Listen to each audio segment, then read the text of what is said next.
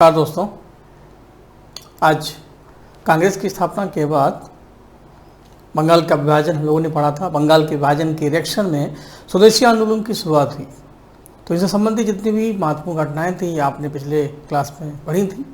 आज बात को और आगे बढ़ाते हैं और आज का टास्क है मुस्लिम लीग की स्थापना और उनसे संबंधित और भी घटनाएँ। थोड़ा इसको इस तरीके से पढ़ना पड़ेगा। 1905 से बंगाल का विभाजन शुरू हुआ और जिस नियत से विभाजन कराया गया कि हिंदू मुस्लिम 7-8 होंगे, लेकिन वो 7-7 हो गए, क्योंकि रविन्द्रनाथ टैगोर ने 16 अक्टूबर को राखी दिवस के रूप में हिंदू मुस्लिम को एक करने की कोशिश की। बंगाल के विभाजन के विरोध में हमने एक आंदोलन शुरू किया, स्वदेशी आंदोलन। और स्वदेशी आंदोलन तब तक चलता रहेगा जब तक बंगाल का विभाजन कैंसिल नहीं होता। वो कैंसिल होगा 1911 में। तो कहने का मतलब है कि स्वदेशी आंदोलन भी एक तरफ चलता रहा, हम अपने आंदोलन को एक दिशा और दशा देते रहे। दूसरी तरफ तस्वीर का दूसरा पहलू ये है कि अंग्रेज़ों का जो दांव था वो उल्टा पड़ गया और उन्होंने सोचा भी नहीं होगा सपने में कि हिंदू मुस्लिम फिर एक हो जाएंगे। मतलब पहले तो एक थे ही, लेकिन उससे भी ज़्यादा एक। तो ऐसी स्थिति में भारत में रहना है तो डिवाइड एंड रूल की पॉलिसी अपनानी पड़ेगी, बांटो और राज करो।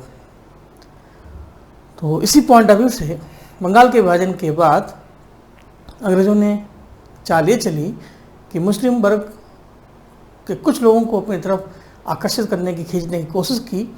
उनके दिमाग में ये कन्फ्यूजन क्रिएट कर दिया कि जैसे कांग्रेस पार्टी में हिंदू जनसंख्या का प्रतिनिधित्व अधिक है, ऐसे आपका भी अपना संस्था संगठन होना चाहिए और जो आपके हितों की बात करे। और हम शासन में हैं तो हम पूरी कोशिश करेंगे कि आने वाले अधिनियम में जो कानून बनेंगे, जो संविधान बनेंगे, आपके और आपकी कौम के बारे में कुछ विशेष संवैधानिक प्रावधान किए जाएंगे। यानी भाई भाई को पहले गलतफहमियां पैदा की, फिर एक को कान भरते रहे, तो जाहिर बात है कि दोनों के बीच में गैपिंग बढ़ना शुरू होगा। तो मुस्लिम लीग का उदय होने के पीछे इस तरीके के हालात थे। तो 30 दिसंबर 1906 को मुस्लिम लीग की स्थापना हुई। कांग्रेस की स्थापना 28 दिसंबर 1885 को हुई। तो खास बात है कि कांग्रेस 28 दिसंबर, मुस्लिम लीग 30 दिसंबर। कांग्रेस की स्थापना के समय गवर्नर जनरल जहां डफरिन थे, मुस्लिम लीग की स्थापना के समय वहां गवर्नर जनरल लॉर्ड विंटो थे। कांग्रेस की स्थापना बॉम्बे में हुई तो मुस्लिम लीग की ढाका में हुई। कांग्रेस का पहला अधिवेशन बॉम्बे में हुआ था। WC बनर्जी इसके पहले अध्यक्ष बने। मुस्लिम लीग का संस्थापना तो ढाका में हुई थी, लेकिन इसके पहले अध्यक्ष बकार मोहसिन उल मुल्क थे, जबकि इसका अधिवेशन जो पहला माना जाता है 1909 में अमृतसर में, इसमें सैयद फजल अली इसके अध्यक्ष थे, सैयद इमाम सभी। तो कुछ समानताएं भी हैं, कुछ असमानताएं भी। तो वही बातें क्लियर करेंगे जो सभी वनडे एग्जाम में आपके लिए इम्पोर्टेंट है, बाकी थ्योरी आप अपने हिसाब से पढ़ते रहें। तो जीएस की सीरीज को आज आगे बढ़ाते हैं। तो मुस्लिम लीग की स्थापना में पहला पॉइंट, उस समय भारत के गवर्नर जनरल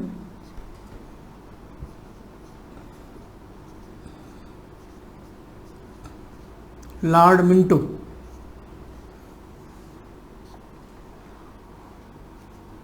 मुस्लिम लीग के फाउंडर, संस्थापक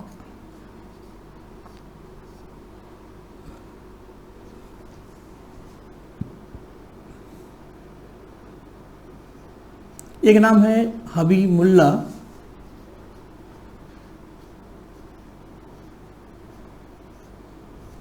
इन्हीं को बोलते हैं सलीमुल्ला।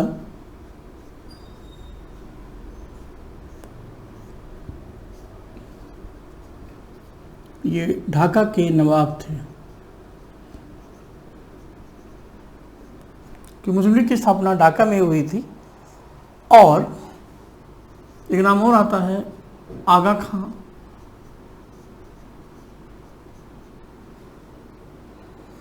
तो सलीमुल्ला जो थे वो मुख्य थे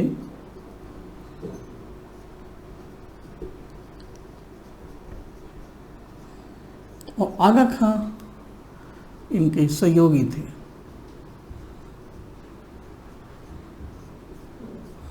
एग्जाम में अगर क्वेश्चन आता है, कई ऐसी संस्थाएं हैं जिनके फाउंडर पेयर में रहते हैं, जैसे गदर पार्टी, सोहन सिंह भकना और लाला हरदयाल, HRA सचिंद्रनाथ सान्याल और रामप्रसाद बिस्मिल, HRSA भगत सिंह और चंद्रशेखर आज़ाद।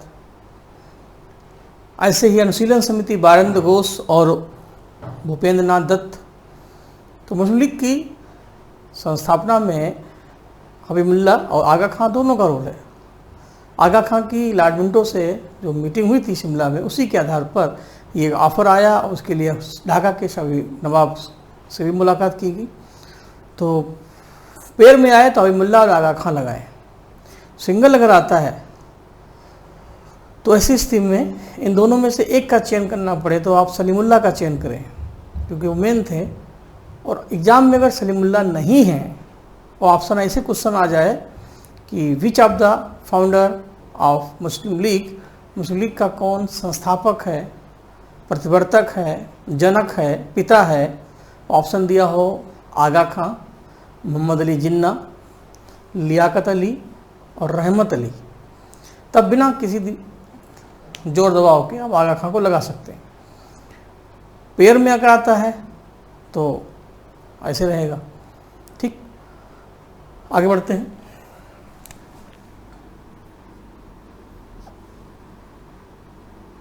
इसकी स्थापना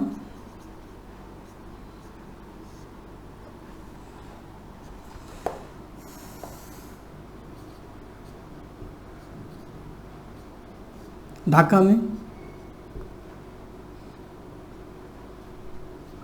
30 दिसंबर 1906।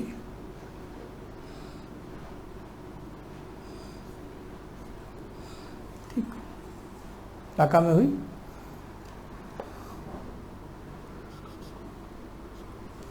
जब ये संस्था बनी तो इस संस्था को कौन हैंडल करेगा, कौन चलाएगा, इसके लिए एक संस्थापक अध्यक्ष भी बनाया गया। यहाँ पर कांग्रेस के साथ इसको अगर हम कंपेयर करें तो कांग्रेस की स्थापना पहले अधिवेशन में थी, इसका नाम कांग्रेस पड़ा, और पहले अधिवेशन के अध्यक्ष थे WC बनर्जी। हर सेशन का एक नया प्रेसिडेंट होता था जो एक साल कांग्रेस को हैंडल करता था। मतलब मुस्लिम लीग में ऐसा नहीं था, मुस्लिम लीग पार्टी बनी, अभी कोई सेशन नहीं हुआ था, लेकिन पार्टी बनने के बाद इसको लीड कौन करेगा, इसको मैनेज कौन करेगा, इसको इस तरीके समझिए थे कि स्कूल होता है स्कूल में मैनेजर होता है, एक होते कभी कभी दो होते हैं पार्टनर। तो मैनेजर मान लो हबीबुल्लाह और आगा खां को। ठीक, अब इस स्कूल के प्रिंसिपल कौन है? वो हैं बकार मोहसिन मुल्क, जो मुस्लिम लीग के पहले अध्यक्ष हैं। इनकी भूमिका एक प्रिंसिपल के समान है, जो इस पार्टी को, इस संस्था को अपने तरीके से मैनेज करेंगे। तो स्थापना के समय ही ढाका में ही इसके पहले अध्यक्ष का भी अनाउंसमेंट हुआ, जबकि ये पद कांग्रेस में नहीं है। फिर आगे चलकर के आगा खां मुस्लिम लीग के स्थायी अध्यक्ष बन गए। स्थायी अध्यक्ष का मतलब है कि हर साल सेशन बदलने के बाद भी अध्यक्ष वही रहेंगे, बिल्कुल वैसे ही जैसे संविधान सभा के स्थायी अध्यक्ष राजेंद्र प्रसाद थे। और जब तक संविधान नहीं बना तब तक 24 जनवरी 1950 तक ही राजेंद्र प्रसाद संविधान की सभी बैठकों के अध्यक्ष थे। ये दो विशेषताएं ऐसी जो कांग्रेस में नहीं मिलती, ना तो कोई स्थायी अध्यक्ष था, ना कुछ संस्थापक अध्यक्ष था। कांग्रेस में जो भी अध्यक्ष था वो हर सेशन का था। ठीक, कुछ बातें समझने के आधार पर आप चीज़ों को पढ़ेंगे तो चीज़ें जल्दी तैयार हो जाएंगी, आप भूलेंगे भी नहीं। एग्जाम में हड़बड़ाहट में क्वेश्चन आ जाए मुस्लिम लीग का पहला अध्यक्ष कौन है, तो अधिकतर लोग आगा खां को लगाते हैं। आगा खां हैं लेकिन वो पहले स्थायी अध्यक्ष। तो यहाँ पर ये ध्यान रखना है कि चीज़ें छोटी छोटी हैं। तो मुस्लिम लीग के संस्थापक अध्यक्ष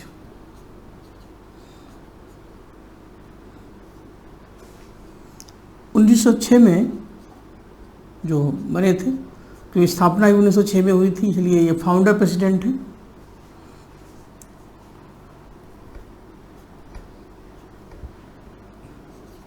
नाम बड़ा है तो शॉर्ट में ले दीजिए बकार, जैसे क्रिकेट में बकार यूनुस।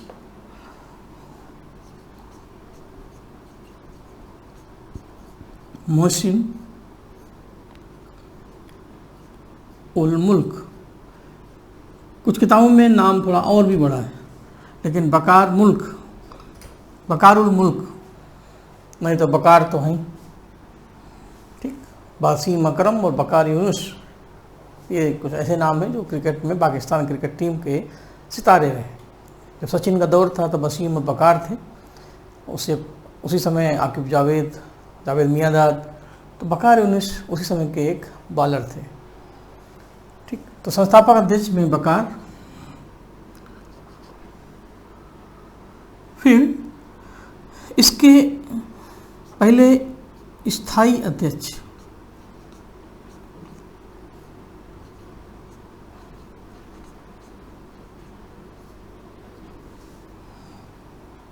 आगा खां।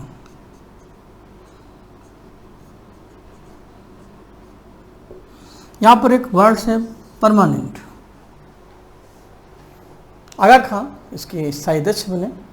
माना जाता है कि 1913-14 के आसपास फर्स्ट वर्ल्ड वॉर के समय से पहले आगा खां इसके अध्यक्ष बन चुके थे, लेकिन जैसे ही फर्स्ट वर्ल्ड वॉर बीता और भारत की राजनीति में मोहम्मद अली जिन्ना की एंट्री हुई मुस्लिम लीग में भी, तो धीरे धीरे जिन्ना मुस्लिम लीग के पर्यायवाची बन गए और आगे चल कर के सेकेंड वर्ल्ड वॉर तक आते आते मुस्लिम लीग और जिन्ना एक सिक्के के दो पहलू हो गए। हम ये भी कह सकते हैं कि पहला जो दौर था वो आगा खां का था, जो दूसरा दौर है उस सेकेंड वर्ल्ड वॉर के आसपास वो जिन्ना का था। तो हम यहाँ ये भी कह सकते हैं इसके दूसरे स्थायी अध्यक्ष आगा खां के बाद मोहम्मद अली जिन्ना। इतनी बातें मुस्लिम लीग में आपको मेरे हिसाब से आनी चाहिए। स्थापना कहाँ हुई, किस समय हुई, संस्थापक कौन थे, संस्थापक अध्यक्ष कौन थे, पहले स्थायी अध्यक्ष कौन थे, वगैरह। और इसमें कांग्रेस में कई अंतर है। तो ये पार्टी मिनटों में के समय बनी और इन्हीं मिनटों ने आगा खां को एक ऑफर दिया था कि आने वाला जो एक्ट होगा वो आपके लिए बहुत खास होगा। वो 1909 का मिनटो मान ले एक्ट है, लेकिन उससे पहले अभी हमें एक घटना पर और फोकस करना है, 1907। तो 1906 निकल गया। एक तरफ हम स्वदेशी आंदोलन को चला रहे हैं, दूसरी तरफ सर्विस लाइन में ये घटनाएं घट रही हैं। तो मुस्लिम लीग की स्थापना होने से अंग्रेज़ों ने अपनी चाल चल दी और कह सकते हैं पाकिस्तान के बीज के लिए ज़मीन तैयार कर दी, खेत जोत दिया। तो मुस्लिम मिनटो माले एक्ट में उस खेत में एक बीज डाल दिया जाएगा, उस बीज का नाम है पाकिस्तान। फिर अंग्रेज बीज में खाद पानी डालते रहेंगे, शंका का, डाउट का, संदेह का, जिससे हिंदू मुस्लिम कभी एक साथ ना हो पाए। तो नतीजा क्या होगा, गैप बढ़ता जाएगा, पौधा बढ़ता जाएगा। तो धीरे धीरे करते करते 14 अगस्त तक आते आते वो बीज एक वृक्ष बन जाता है, उसी का नाम है पाकिस्तान। और जब भारत का बंटवारा हुआ तो उस पेड़ को काटकर भारत से ही अलग कर दिया गया। तो इस आधार पर पाकिस्तान का जो बीज बोपन काल 1909 है, लेकिन उसकी जो जुताई हुई थी वो इसी पार्टी के आधार पर हुई। अब एक साल आगे बढ़ जाते हैं। अगला जो इवेंट है, अगली जो आज़ादी की घटना है, अगला जो हमारा स्टेशन है, अगला जो माइलस्टोन है, अगर एक जर्नी के रूप में उसको लें तो 1907 आते ही एक नया टर्निंग पॉइंट आता है। क्या, कांग्रेस का सूरत सेशन अचानक चर्चा में आ जाता है। कुछ ऐसा हुआ जो हिट हो गया, जो हर एग्जाम में फिट हो गया। सूरत सेशन में कांग्रेस की सूरत ही बिगड़ जाती, यथा नाम तथा गुणा। 1905 में जब बंगाल का विभाजन हुआ था तो युवा वर्ग कांग्रेस में शामिल हुआ, यह मैंने बताया था। लाल बाल पाल जैसे लोगों ने कांग्रेस ज्वाइन किया, बाकी जो कुछ बच्चे थे जिन्होंने बंदूक उठा ली। तो 1905 में बंगाल के विभाजन के समय कांग्रेस के अध्यक्ष गोपाल कृष्ण गोखले थे, वो सीनियर वर्ग के थे। 1906 में कलकत्ता सेशन में आपके दादा भाई नरोजी थे, जिन्होंने इसको पार्टिसिपेट किया था। और इसी कड़ी में 1907 का सूरत सेशन आता है। तो बनारस सेशन में आपको बता चुका था। कलकत्ता सेशन चूँकि स्वदेशी आंदोलन से भी इम्पोर्टेंट है, तो हम चाहते हैं कि उसको बता ही दिया जाए, क्योंकि स्वदेशी आंदोलन में ये बात मैं बता नहीं पाया था, संस्थाएं बताई थी। तो मुस्लिम लीग की स्थापना के बाद 1906 में एक एक साल में जो जो मेन इवेंट हुई हैं, आप उनको ईयर वाइज देखें, उनका क्रम भी बनाते चलें। तो मुस्लिम लीग संस्था बनी और इसी साल इस संस्था के बनने से पहले कांग्रेस का अधिवेशन कलकत्ता में हुआ था 1906 में, और 1907 में कांग्रेस का अधिवेशन सूरत में हुआ था। 1905 में कांग्रेस का अधिवेशन बनारस में हुआ था। इसको इस तरीके से देखें,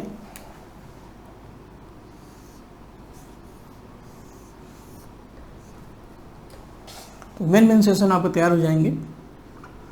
अधिवेशन,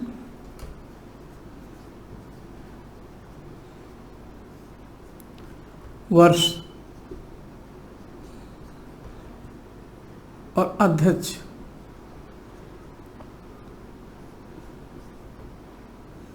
हालांकि इनको डिटेल से हम पढ़ा रहे हैं, लेकिन फिर भी 3 अधिवेशन हैं। तो सबसे पहले आएगा बनारस, फिर कलकत्ता।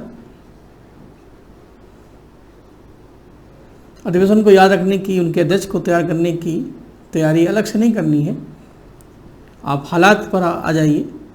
जब आप ट्रैक पर चलेंगे तो आपको बहुत कुछ दिखेगा, हरियाली भी दिखेगी, रास्ते भी दिखेंगे। 5, 6, 7। तो पहले बनारस, फिर कलकत्ता, फिर सूरत। बनारस सेशन के अध्यक्ष जहाँ गोखले थे, इन्होंने ही बंगाल के विभाजन का विरोध किया था। कलकत्ता सेशन अभी मैं पढ़ाने जा रहा हूँ, दादा भाई नौरोजी, जो कि इम्पोर्टेंट है, इससे 1-2 क्वेश्चन आते रहते हैं। सूरत सेशन में घोष, नाम है रास बिहारी।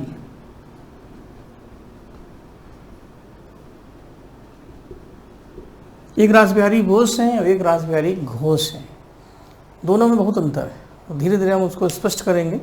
फिलहाल आप डाल लिए अगली हेडिंग, 1906 की अगली घटना, कांग्रेस का कलकत्ता सेशन। और ये तीनों सेशन जब हुए थे तो 1907 तक आते आते कांग्रेस की सूरत बिगड़ गई, कि नरम और गरम आपस में अलग अलग फिर हो गए।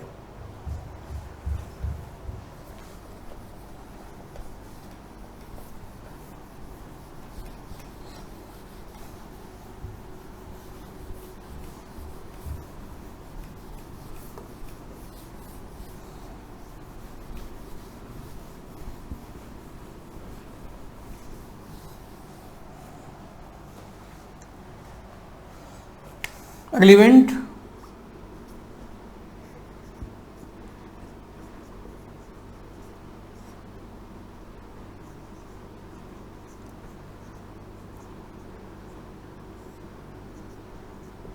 कलकत्ता अधिवेशन, सेशन ऑफ कलकत्ता।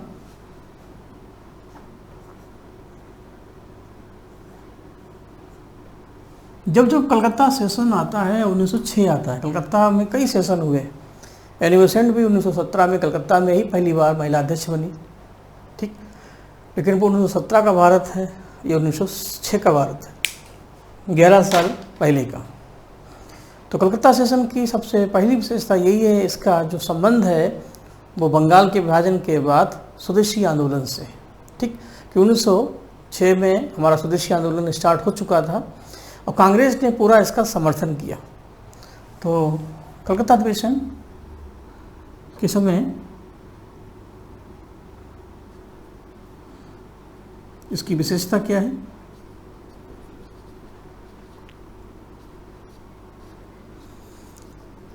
स्वदेशी आंदोलन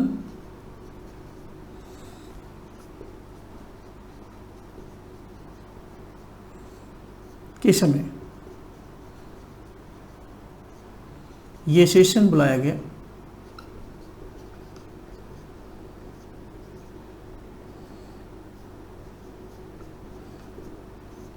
और इसलिए इस अधिवेशन में जो भी बातें हैं स्वदेशी आंदोलन से ही संबंधित हैं। सबसे पहले जो जनरल बातें हैं इसका अध्यक्ष, इसका वर्ष। अध्यक्ष थे दादा भाई नौरोजी, जो कांग्रेस के दूसरी बार अध्यक्ष बने। कांग्रेस शब्द के पिता भी यही थे। 1906। अब इस अधिवेशन के जो तथ्य हैं, जो फैक्ट हैं, जो इम्पोर्टेंट है सबसे ज़्यादा, वो ये है कि स्वदेशी आंदोलन जिस तरीके से चल रहा था, अंग्रेज बंगाल के विभाजन को कैंसिल करने वाले नहीं थे, तो प्लान ये था कि जब तक बंगाल का विभाजन कैंसिल नहीं होता है तब तक हम कांग्रेस का समर्थन, स्वदेशी आंदोलन का समर्थन करेंगे। तो कलकत्ता अधिवेशन में दादा भाई नौरोजी ने 4 प्रपोजल दिए, 4 प्रस्ताव दिए, 4 लक्ष्य दिए, और वो चारों के चारों मंजूर हुए। यही चारों पूछे जाते हैं। पूछा जाता है कि निम्नलिखित में से कौन सा लक्ष्य, शब्द, प्रस्ताव कलकत्ता अधिवेशन से संबंधित नहीं है। कौन कौन से हैं? इस अधिवेशन में 4 प्रस्ताव यानी प्रपोजल, लक्ष्य, एम, टारगेट, उद्देश्य, जो आपकी शैली हो, हिंदी हो चाहे इंग्लिश हो, समझें, दिस पारित हुए, लागू हुए, अडॉप्टेड हुए, स्वीकार हुए, स्वीकृत हुए, मंजूर हुए। शब्दों की कमी नहीं, ढेर सारे शब्द हैं, लेकिन समझ के लिए कोई शब्द नहीं। वो समझ, एक बार समझदार हैं तो आप समझ जाएंगे। 4 प्रस्ताव वो कौन कौन से हैं?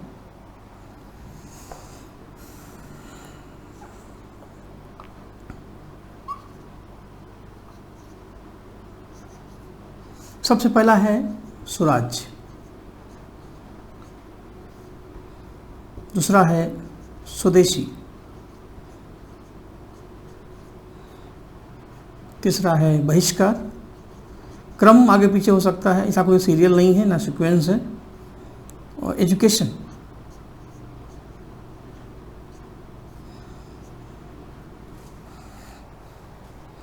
स्वराज, स्वदेशी, बहिष्कार, शिक्षा।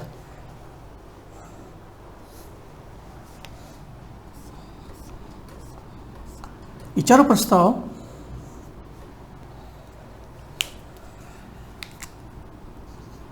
वाई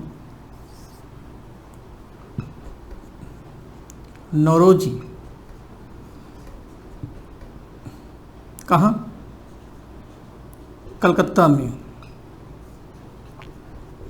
कब? 1906 में।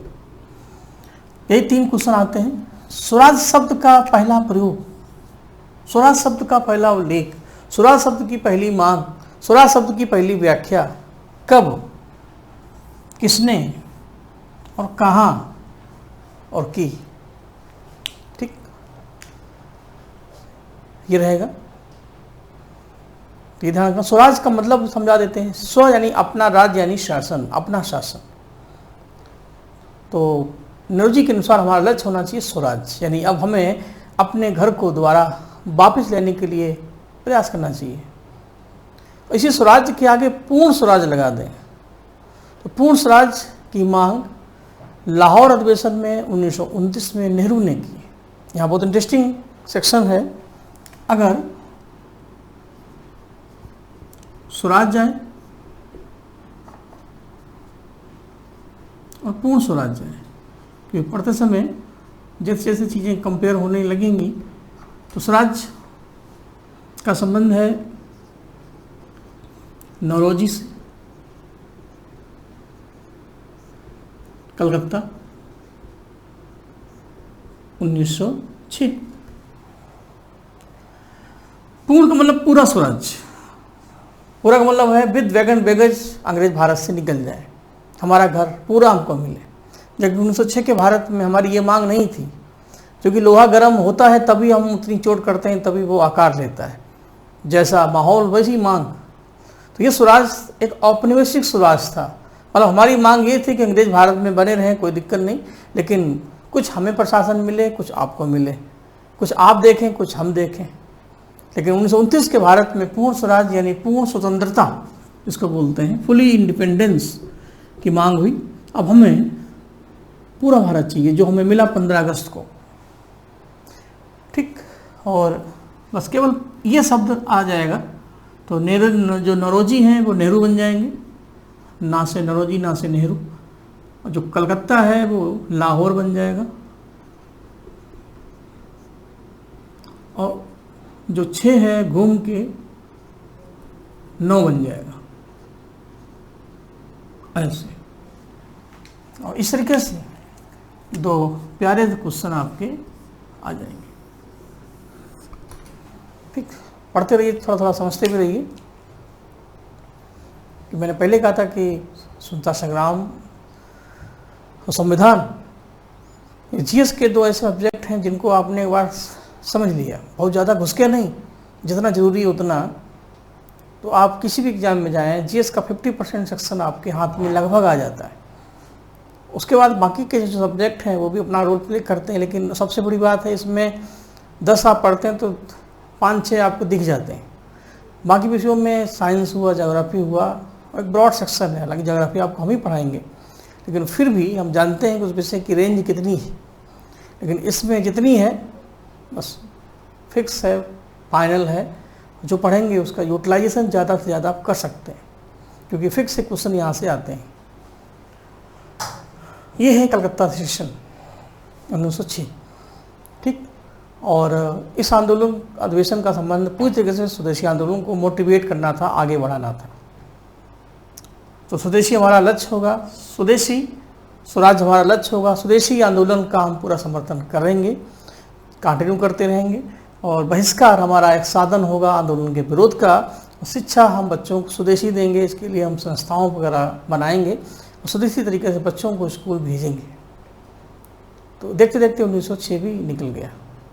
मजे की बात है कि 1906 का दिवस जब हुआ तो उदारवादी जो सीनियर लोग थे उन्हीं के मेंबर के रूप में नौरोजी जी कांग्रेस के अध्यक्ष बने, पहले में गोखले अध्यक्ष बने। तीसरा सेशन जब होने वाला था कल सूरत में, तो जो गरम दल वाले हैं उनको उम्मीद थी कि चलो 2 बार नहीं, इस बार तो हमारी बोनी होगी, यानी हमारे में से कोई एक अध्यक्ष बनेगा। और नहीं बना तो फिर फूट हो गई। तो सूरत सेशन जब जब आता है 2 भाई आपस में अलग हो जाते हैं, 7-8 हो जाते हैं, सूरत ही बिगड़ जाती है। तो इसी इवेंट की बारे में जानने के लिए हम आगे बढ़ते हैं और आप भी डाल लीजिए अगली हेडिंग, कांग्रेस का सूरत अधिवेशन 7 से सूरत 7 से 7, यानी ये 1907 में हुआ था।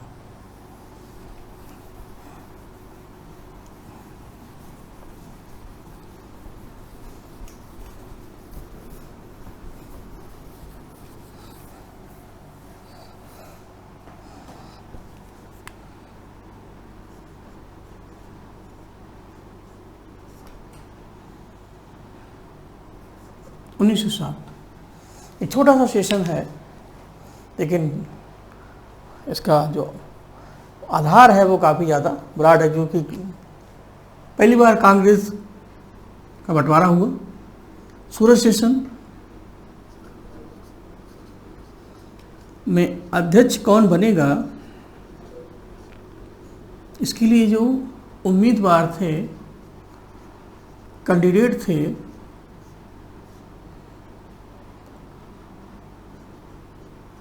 उनके 2 नाम हैं।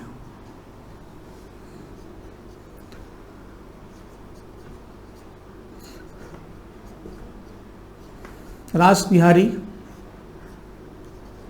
घोष जो नरम दल के थे, यानी सीनियर थे,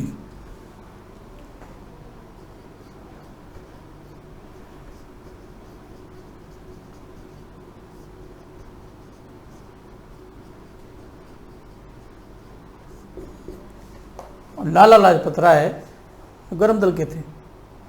वो आप ये भी जानते हैं कि गर्म दल वालों की संख्या कम है, और जो सीनियर लोग हैं वो कभी भी नहीं चाहते थे कि बच्चों के हाथ में रिमोट कंट्रोल दे दिया जाए, क्योंकि युवा हैं, अनुभव है नहीं, गाड़ी इधर उधर बढ़ा देंगे, एक्सीडेंट हो जाएगा। तो अनुभव की कमी होने के कारण इनको पारी खेलने का मौका नहीं मिला, भले इनमें टैलेंट हो। यहाँ पर ये भी खास बात है, आप वर्ल्ड कप का फाइनल खेल रहे हैं तो कैप्टन रिस्क नहीं लेगा कि नया है जो पहली बार पिच पे उतर रहा है उसको हम ओपनिंग कराएं, क्या 2-4 पारी खेल चुके होते हैं।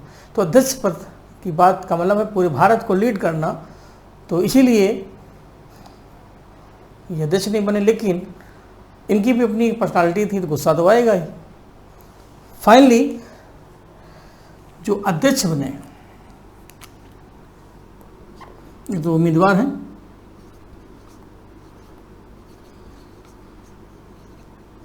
वो थे घोष रास बिहारी, और लाला जी की हार हुई और घोष जी की जीत हुई। तो सूरत सेशन के अध्यक्ष हैं रास बिहारी घोष, और ऐसा होने से गर्म दल वाले हल्के तवा थे, जल्दी गर्म हो गए और फिर गुस्सा आई, सदन में ही मुक्काला शुरू हो गई। नतीजा क्या हुआ, कांग्रेस का विभाजन हो गया, दो भाई जो साथ साथ थे वो अलग हो गए। इसको बोलते हैं पहली फूट। यही सूरत सेशन है। जब जब सूरत सेशन आए तो ध्यान रखना कि दो भाई आपस में जो साथ साथ रहते थे वो अलग हो जाते हैं। मिंटो मार्ले एक्ट अगर आता है, अभी पढ़ाएंगे उसको, मिंटो मार्ले एक्ट, उसमें दो भाई नहीं, दो वर्ग, दो संप्रदाय अलग हो जाते हैं, हिंदू और मुस्लिम, मुस्लिम लीग और कांग्रेस। क्योंकि इसमें कांग्रेस के अंदर विभाजन होता है, उसमें हिंदू मुस्लिम के बीच में गैप बढ़ाया जाता है, लेकिन लखनऊ आते आते फिर सब एक हो जाते हैं, क्योंकि लखनऊ में सब मिल जाते हैं। तो इस आधार पर एक चीज़ उसमें और इंटरेस्टिंग है, देखिए सूरत सेशन 1907 है और मिंटो एक्ट 1909 है। इन दोनों को बराबर कर दें, यानी 7 और 9 तो 1916 होता है। और 1916 में क्या है, लखनऊ है।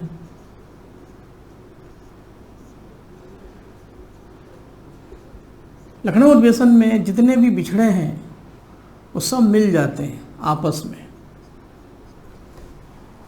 1916 लखनऊ अधिवेशन के अध्यक्ष थे अंबिका चरण मजूमदार, और एनी बेसेंट अपना एक आंदोलन शुरू कर चुकी थी तिलक के साथ, होम रूल आंदोलन, जो आप जानते हैं। तो एनी बेसेंट जानती थी कि जब तक हम बिखरे हैं, शक्ति के विद्युत कण जो व्यस्त विकल हैं, करो निरुपाय समन्वय उनका करो समस्त, विजयनी मानवता हो जाए। आपके अंदर काफ़ी टैलेंट है, लेकिन वो सब बिखरा हुआ है।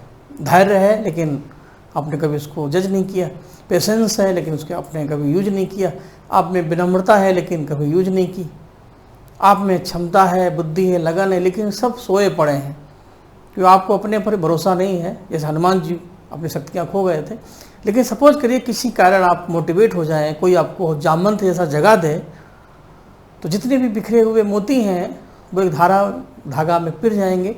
जितनी बिखरी हुई उंगलियाँ हैं इनको मिला देंगे तो ये संगठन है। और ये जब हो जाएगा तो आप जो भी सपना देखें IAS बनने का, चाहे नेता बनने का, तो वो सब एक टारगेट पर फिक्स हो जाएंगे। तो आप में आपकी जो लगन है, आपकी जो बुद्धि है, वो सही ट्रैक पे आ जाएगी। तो यही एनी बेसेंट ने किया। नरम और गरम जो अलग हो गए थे साथ में इनको मिलाया, दोनों के कान पकड़े, चलो गले मिलो भाई भाई, अपना अपना होता है, बाकी सब अपने सपने हैं, केवल अपने ही अपने होते हैं। तो एनी बेसेंट और तिलक के प्रयास से नरम और गरम कब एक हुए, लखनऊ में एक हुए। ठीक, फिर मिंटो मार्ले एक्ट में हिंदू और मुस्लिम को अलग करने की कोशिश की गई। तो वही मिंटो थे जिन्होंने मुस्लिम लीग पार्टी बनवाई थी, और इन्होंने आगा खां को वादा किया था आने वाले अधिनियम में हम आपके लिए कुछ विशेष करेंगे। विशेष क्या किया था, काउंसिल विधानसभा विधान परिषद में जो कंबाइंड सीटें थी उसमें से मुस्लिम सीटों को अलग करके उनका रिजर्व सीट बना दिया, और उतनी आरक्षित सीटों पर मुस्लिम लोग ही इलेक्शन में भाग ले सकते थे, यानी उनका एक रिजर्व कोटा कर दिया, यानी पृथक निर्वाचन का अधिकार, separate elected for Muslim in council assembly. तो इसको बोलते हैं सांप्रदायिकता का प्रारंभ, फूट डालो और राजनीति करो की संवैधानिक कोशिश। तो इस एक्ट के माध्यम से हिंदू मुस्लिम के बीच में गैप बना। तो एनी बेसेंट ने लखनऊ में ही मुस्लिम लोगों को भी पकड़ा, मोहम्मद अली जिन्ना जो मुँह फुलाए बैठे थे, उनको भी समझाया कि तुम भी अंग्रेज़ों से दुखी हो, हम भी अंग्रेज़ों से दुखी हो, तुम दूध के आज जले, हम तो पहले से जले हैं, आओ दोनों मिलते हैं और अंग्रेज़ों को छठी का दूध याद दिलाते हैं। फर्स्ट वर्ल्ड वार में मुस्लिम अंग्रेज़ों से नाखुश थे। उसकी वजह थी कि फर्स्ट वर्ल्ड वार में जो टर्की या तुर्की देश था, अंग्रेज़ों ने उसको जीता। और उसके जो खलीफा थे पूरे विश्व के मुस्लिमों के धर्मगुरु थे। तो खलीफा की लिबर्टी के लिए, टर्की की लिबर्टी के लिए, उसकी स्वतंत्रता के लिए पूरे विश्व के मुस्लिम एकजुट होना शुरू हुए। इसीलिए मुस्लिम भी अंग्रेज़ों से नाखुश थे। जब लखनऊ सेशन हुआ, जब एनी बेसेंट और तिलक ने जिन्ना की नब्ज़ पकड़ी, तो उन्होंने भी लखनऊ में ही एक समझौता किया जिसका नाम है लखनऊ पैक्ट, लखनऊ समझौता, जो कांग्रेस मुस्लिम लीग के बीच हुआ था। और यहीं से मुस्लिम लीग और कांग्रेस जो नदी के दो किनारे हैं फिर मिल गए। स्वार्थों की जब राजनीति होती है तो जिन्ना को ये लगा कि चलो इसी बहाने हम अपना लक्ष्य पा लेंगे। तो यहाँ से मुस्लिम लीग कांग्रेस का गठबंधन होता है। और आगे चल कर के 1928 के बाद जिन्ना फिर कांग्रेस से अलग हो जाते हैं, अपनी फिर अलग दुकान खोल लेते हैं। तो इस तरीके से लखनऊ सेशन जब भी आए, एक तरफ सूरत एक तरफ मिंटो, दोनों को मिला दो तो लखनऊ तैयार। 7 और 9 16 ही होता है। तो इतनी सारी बातें चूँकि लिखेंगे हम और आप, समय लगेगा, लेकिन थोड़ा सुनते भी रहें तो हमारी आपकी आधी समस्या तो ऐसे ख़त्म हो जाएगी। तो एक तो ये सेक्शन है, एक सूरत और मिंटो, जो आगे आने वाली जो घटनाएं हैं जो अगले क्लास में आपको मिलेंगी। एक प्रॉब्लम आपकी और सॉल्व कर देते हैं, फिर मिंटो माले एक्ट पर उसके बाद आएंगे। आपके इतिहास में 2 हैं व्यक्ति जो रास बिहारी के नाम से फेमस है। बहुत लोग यही जानते हैं कि रास बिहारी वही हैं। दोनों में रास हैं, दोनों में ही बिहारी हैं। एक घोष है और एक बोस है। अंतर केवल हो रहा है यहाँ। जो रास बिहारी घोष हैं ये नरम दल के हैं, उदारवादी हैं, लिबरल हैं, सीधे साधे हैं। और बोस जो हैं वो गर्म दल के हैं, एक क्रांतिकारी हैं, इनका खून गर्म है।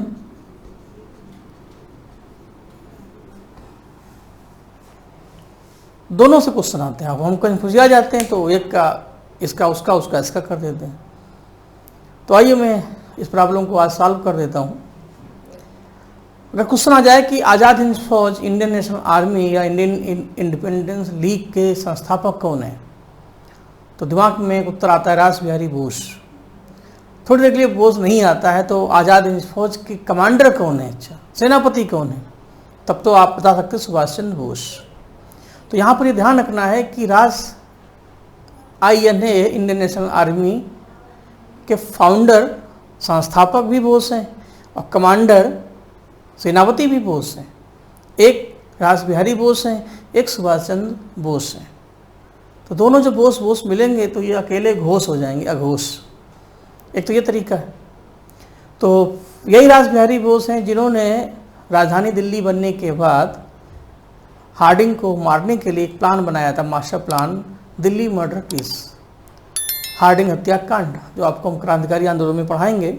जब राजधानी दिल्ली बन चुकी थी तो उसके होने की खुशी में दिल्ली की चांदनी चौक में 1913-14 के आसपास एक सेरेमनी रखी गई। तो हार्डिंग की सवारी जा रही थी, तो बदला लेने के लिए रास बिहारी बोस और उनके 4 साथी, अवध बिहारी, अमीर चंद, बसंत विश्वास और बाल मुकुंद, इन लोगों ने बम फेंका, लेकिन बम छज्जे से टकरा गया। हार्डिंग बाल बाल बचे, चारों को अरेस्ट किया गया, फांसी हो गई। रास बिहारी बोस अगर पकड़े जाते तो फांसी उनको भी होती। तो वो भारत से फिर निकल गए, पलायन कर गए। और अपनी अगली राजनीति को जिंदा रखने के लिए फिर वो जापान चले गए। फिर जापान से फिर कभी अमेरिका गदर पार्टी में शामिल हुए। फिर आगे चल कर के सेकेंड वर्ल्ड वॉर में जो भारतीय सैनिक थे उन्हीं से उन्होंने इंडियन इंडिपेंडेंस लीग तैयार की और आगे चल कर के आज़ाद हिंद फौज के फाउंडर भी बने। फिर उन्हें ही अपने पुराने मित्र सुभाष चंद्र बोस को बुलाया। तो इस तरीके से रास बिहारी बोस फेमस है। तो यहाँ पर ये ध्यान रखना है कि रास बिहारी जो घोष हैं उनसे एक ही क्वेश्चन बनता है कि वो सूरत स्टेशन के अध्यक्ष हैं, लेकिन INA Indian national army Azad Hind फौज, ठीक, इसके संस्थापक यानी फाउंडर कौन है? रास बिहारी बोस की घोष। बोस की घोष अगर दिमाग में रहे तो फिर आप सुभाष चंद्र बोस को ले आओ, क्योंकि बोस दोनों में कॉमन है। और इसके अध्यक्ष, कमांडर, सेनापति, जो भी आप लिख सकते हैं, वो होंगे सुभाष बाबू।